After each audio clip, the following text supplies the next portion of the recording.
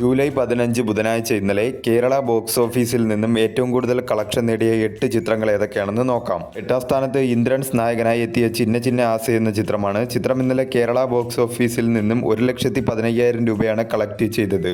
ഈ ചിത്രം റിലീസ് ചെയ്തിട്ട് ഇപ്പോൾ 27 ദിവസം പിന്നിട്ടിരിക്കുകയാണ്. 27 ദിവസം കൊണ്ട് ചിത്രം കേരള ബോക്സ് ഓഫീസിൽ നിന്നും 2,21,00,000 രൂപയാണ് കളക്ട് ചെയ്തത്.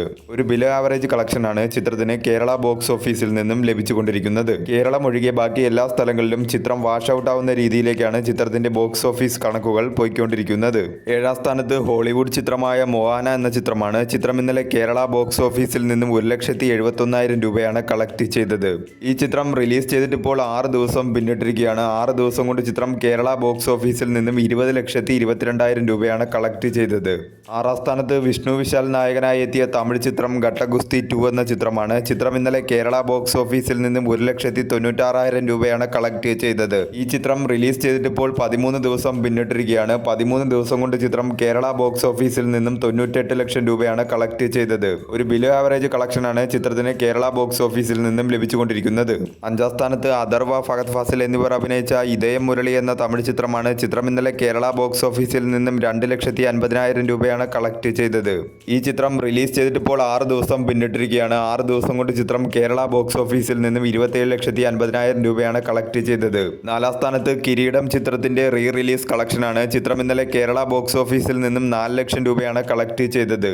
കിരീടം ചിത്രം റീ റിലീസ് ചെയ്തിട്ട് ഇപ്പോൾ 6 ദിവസം പിന്നിട്ടിരിക്കുകയാണ്. 6 ദിവസം കൊണ്ട് ചിത്രം കേരള ബോക്സ് ഓഫീസിൽ നിന്നും 31 ലക്ഷം രൂപയാണ് കളക്ട് ചെയ്തത്.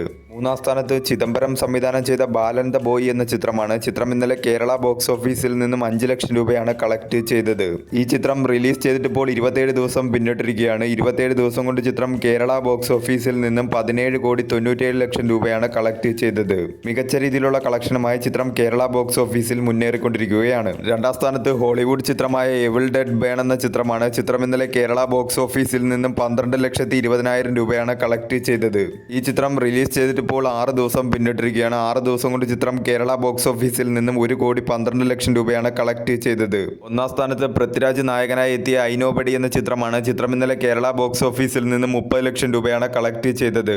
ഈ ചിത്രം റിലീസ് ചെയ്തിട്ട് ഇപ്പോൾ 7 ദിവസം പിന്നിട്ടിരിക്കുകയാണ്. 7 ദിവസം കൊണ്ട് ചിത്രം കേരള ബോക്സ് ഓഫീസിൽ നിന്നും 6,85,00,000 രൂപയാണ് കളക്ട് ചെയ്തത്. ഒരു ആവറേജ് കളക്ഷനാണ് ചിത്രത്തിന് കേരള ബോക്സ് ഓഫീസിൽ നിന്നും ലഭിച്ചുകൊണ്ടിരിക്കുന്നത്.